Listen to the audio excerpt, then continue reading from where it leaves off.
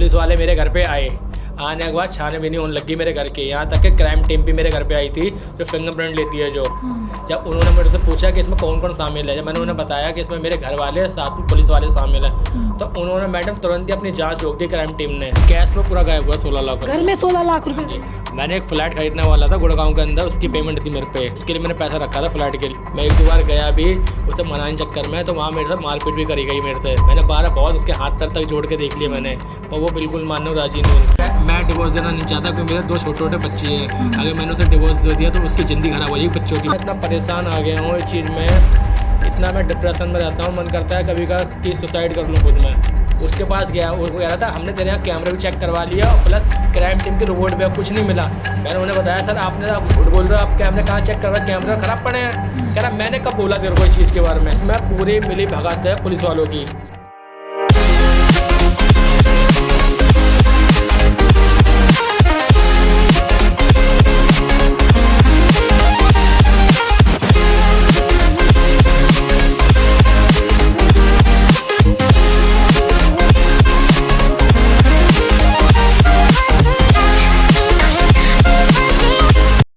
नमस्कार, आप देख रहे हैं दिल्ली क्राइम मोर्चा और आपके साथ मैं हूं परमजीत कौर।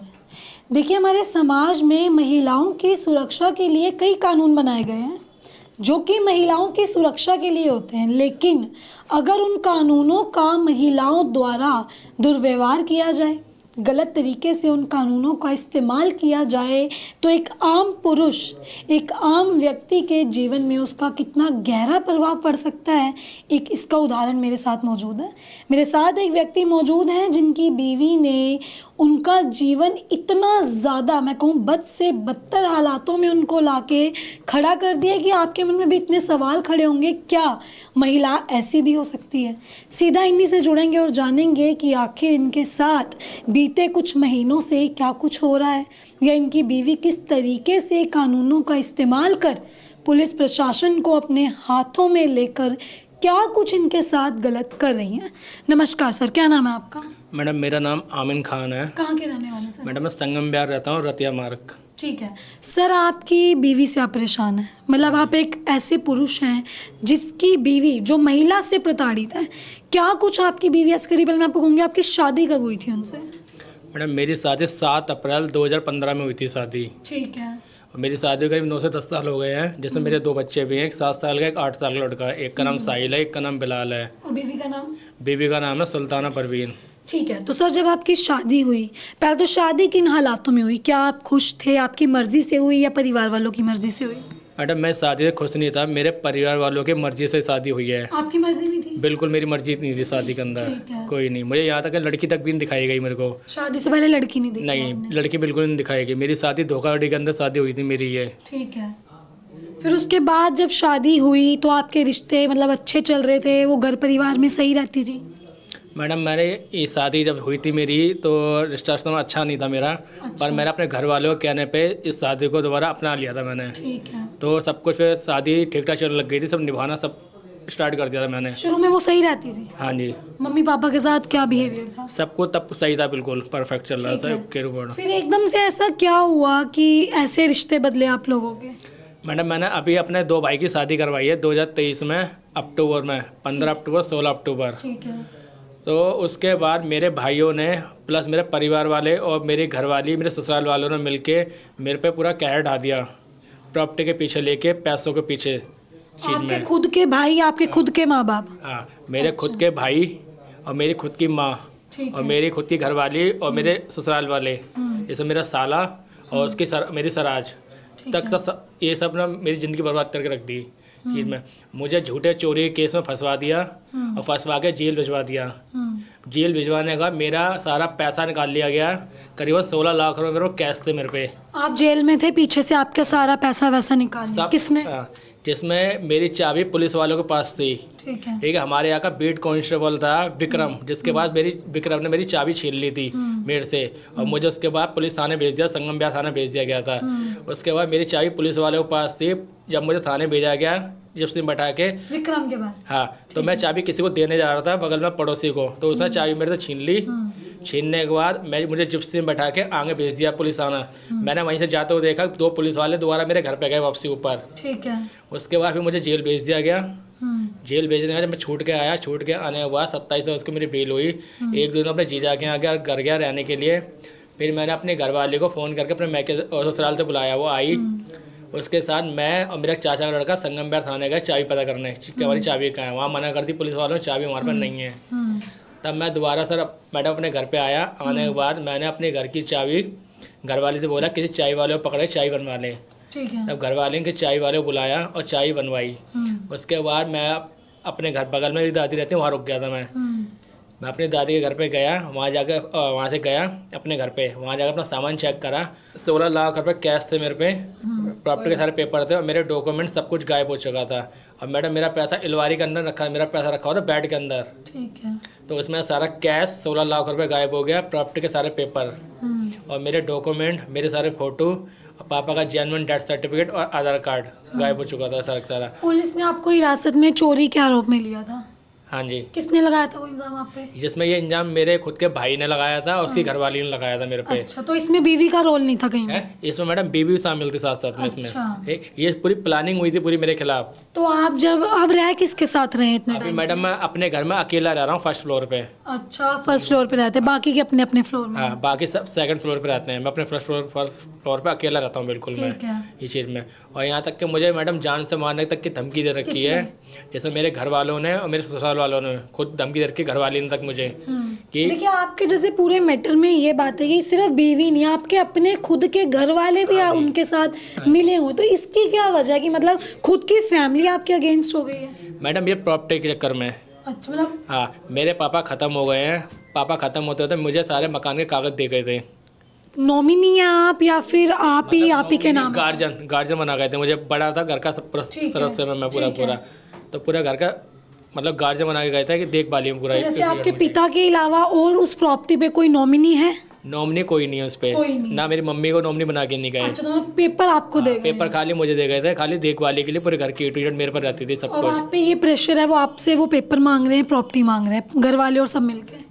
मैडम मेरा जेल जाने में जब मैं घर पे अपने पहुंचा, जब सामान चेक किया मैंने अपना, सब ले चुके हैं? तो सब गायब था उस टाइम पे। अच्छा। ठीक है, करीबन 16 लाख रुपए निकल गए, वो गायब हो गया कैश। प्रॉपर्टी के सारे पेपर निकाल लिए गए और सारे डॉक्यूमेंट निकाल लिए गए, फोटो निकाल लिए गए, पापा का जन्म डेथ सर्टिफिकेट, आधार कार्ड निकाल लिया गया पूरा जिनमें। अब जैसे मुझे पता लगा है करीबन 11 लाख रुपये मेरी घरवाली के पास गया है, 5 लाख रुपये मेरे घर वालों के पास आया, प्रॉपर्टी के पेपर मेरे घर वालों के पास आए हैं। जिस रीजन पर मेरी घरवाली 11 लाख रुपये पहुँच गया, आप मुझे तलाक दे रही है वो।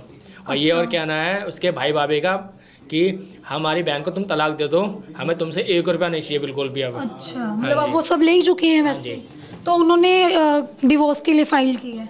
अभी उन्होंने करा नहीं है, मुझे बोल दिया गया है कि आपको डिवोर्स के पेपर भेजे जाएंगे। तो आपने इस चीज़ की कंप्लेन करी, पुलिस को बताया कि मेरे घर से सारा सामान गायब है, उस चीज़ पे पुलिस ने क्या कुछ किया?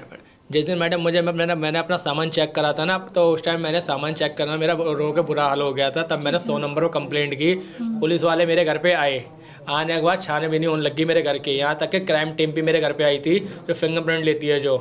जब उन्होंने मुझसे पूछा कि इसमें कौन कौन शामिल है, जब मैंने उन्हें बताया कि इसमें मेरे घर वाले साथ में पुलिस वाले शामिल हैं, तो उन्होंने मैडम तुरंत ही अपनी जाँच रोक दी। क्राइम टीम ने जाँच रोक के तुरंत ही अपना बोरी वस्त्र मारना निशा ले गए सारे के सारे तुरंत। और प्लस जो इसमें जो आईओ डिपेंड हुआ था पैसे वाले केस में, उस आईओ ने मेरे खिलाफ ही बयान तैयार कर दिया उल्टा ये चीज़ में। किस चीज़ का? कि तू ऐसा चोरी केस में बंद हुआ। मैंने वो तो सर मैं बंद हुआ हूँ, उसमें कोई झूठ बात थोड़ी है कोई चीज़ में। तो मतलब मुझसे ज़बरदस्त साइन करवा रहा था, बयान पर साइन कर दे। तो आप पे जब चोरी के इंजाम लगे थे तो पुलिस ने कोई छानबीन नहीं की थी कि सच में आपने चोरी किया, ऐसे उठा के ले? मैडम ये पैसा खिलाया गया पुलिस वालों को मुझे बंद करने चक्कर में।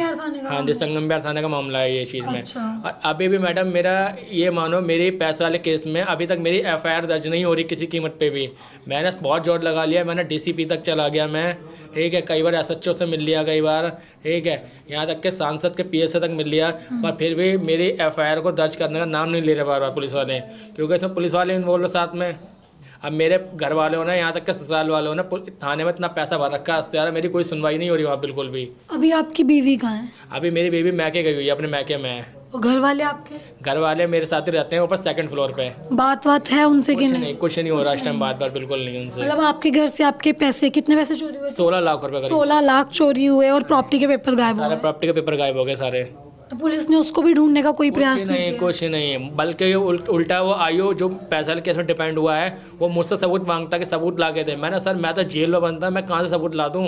आप उस पुलिस वाले से पूछिए ना जिसने मुझे बंद करा। तो वो पुलिस वाले अभी भी उसी उसमें है, पुलिस स्टेशन? हाँ जी, मैं उस पैसे वाले केस में आयु से बोलता हूँ कि आप उस आयु से पता कीजिए जिसने मैंने बंद करा कि मेरे घर की चाबी कहाँ है। हाँ। उस कांस्टेबल से पता करिए विक्रम से कि मेरे घर की चाबी कहाँ है, मेरे घर में मेरे पीठ पे ताला कैसे खुल गया। ठीक है, तो कहता है मैंने पूछ लिया उनसे, उनने जवाब दे दिया कोई भी ये चीज़ में। अब मैं मेरे से जो अगर सबूत ला के देता तो मैं कर सकता हूँ। मैं सर मैं कहाँ से ला के दूँ सबूत आपको? ना मेरे यहाँ कैमरा नहीं था, प्लस मेरे यहाँ केजरीवाल वाले कैमरे लगे हुए हैं बाहर रोड पे, उन कैमरों को भी खराब करा गया करा। अच्छा, उन कैमरे को उसी टाइम खराब किया हाँ, गया? उस उन कैमरा को भी ख़राब करा गया। बीच में अभी मेरे यहाँ पे किसी का फ़ोन चोरी हुआ है। ठीक है, तो एक बंदा, मैंने अपने पर्सनल कैमरा लगाया, जेल से आने के बाद लगवाए हैं मैंने खुद, ताकि मेरे पे कोई इंजाम न डाल पाए मेरे द्वारा मेरे पे।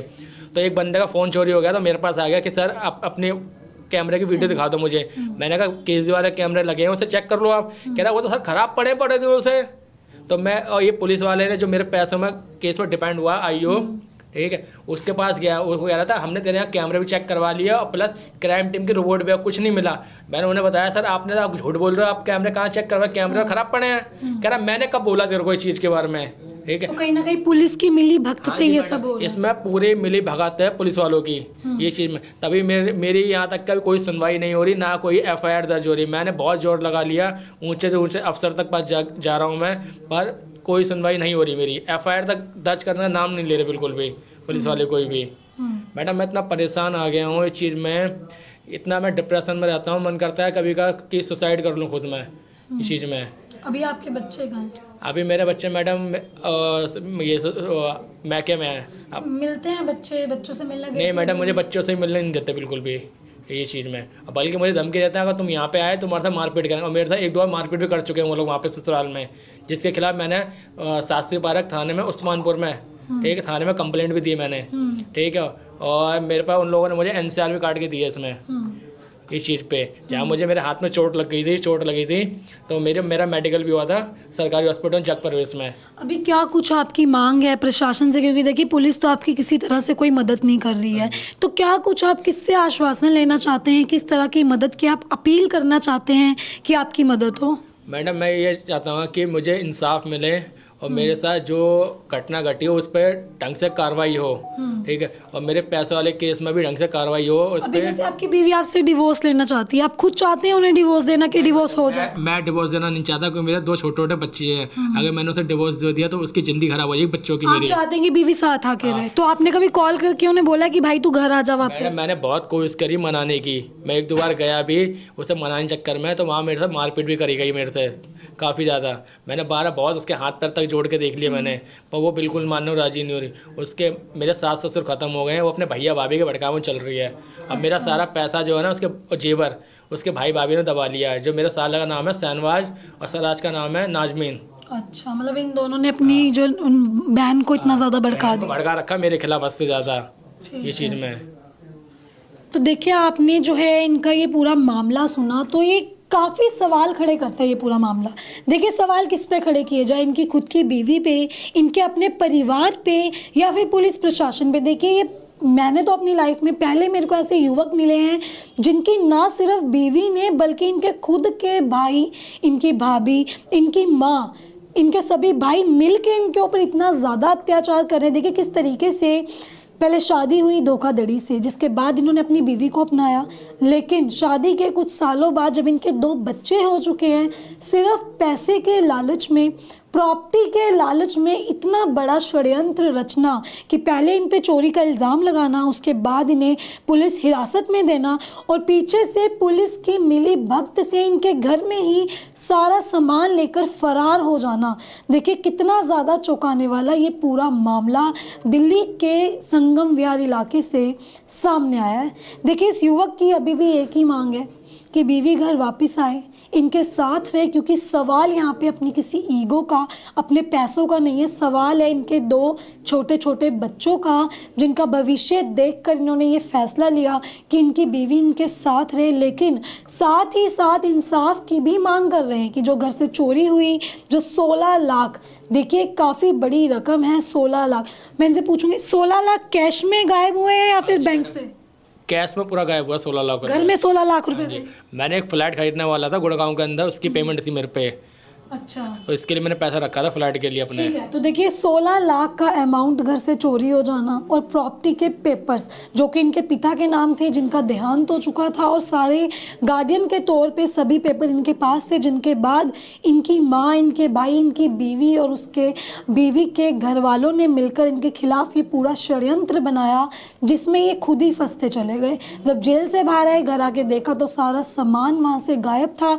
पुलिस प्रशासन की जब मदद मांगी तो इन्हीं से सवाल जवाब किए गए, इनके खिलाफ फाइलें जो है दर्ज की गई, केस दर्ज किए गए, जिसके बाद आज आप इनकी हालत देखें कि कितने ज़्यादा परेशान हैं ये अपनी ज़िंदगी से, जहाँ ये मरने की बातें कर रहे हैं। अब देखिए इनकी एक ही मांग है, बीवी घर वापस आए और जो इनके घर में चोरी हुई है वो सामान सारा वापस आए। लेकिन पुलिस प्रशासन, संगम विहार पुलिस का ये पूरा मामला है, संगम विहार थाने का, उनकी तरफ से इनकी कोई भी मदद नहीं की जा रही। हेड कांस्टेबल विक्रम पे सीधे तौर पे इन्हीं के आरोप हैं कि उनके द्वारा ही उनकी निगरानी में चाबी इधर से उधर हुई, जिसके बाद इनके घर में ये पूरी चोरी हुई। और आज ये व्यक्ति के पास कुछ भी नहीं है सिवाय इंसाफ मांगने के, सिवाय लोगों से मदद मांगने के। अब इस पूरी खबर को लेके आपकी अपनी क्या राय है, कमेंट बॉक्स में ज़रूर साझा करें और इस वीडियो को ज़्यादा से ज़्यादा शेयर करें, ताकि आज सभी की समाज में आंखें खुल सके कि असल में हमारे समाज में हो क्या रहा है। अभी के लिए सिर्फ इतना ही, मिलती अगली खबर में, दीजिए इजाज़त। मैं परमजीत कौर, कैमरा पर्सन बलराम के साथ।